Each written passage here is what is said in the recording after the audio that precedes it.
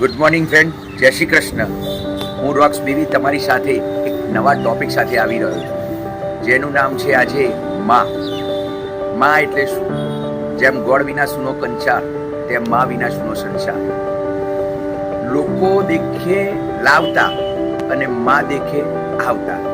માં એક એવું પાત્ર છે કે જેને તારો દુઃખ બોલ્યા વિના સમજાય, જેના શ્વાસમાં તારી સલામતી છુપાયેલી હોય, જેને તારા બધા શબ્દ વગરના પ્રશ્નનો જવાબ હોય, એને કહેવાય છે માં. એક કાવ્ય રૂપે કહેવામાં આવ્યું છે કે માં એ શબ્દ નથી, એક અહેસાસ છે. તમે તમારા જીવનની દરેક વસ્તુઓ દરેક વ્યક્તિને શેર કરતા હો છો, પણ એ ઓનલી ઇન્ફોર્મેશન શેર કરતા હો છો.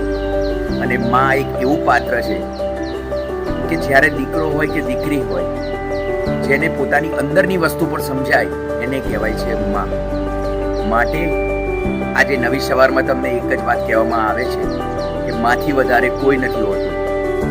આજે તમારી માને, તમારી મમ્મીને તમે એક વખત ગળે ભેટીને કહી દો કે માં, આઈ લવ યુ લોટ.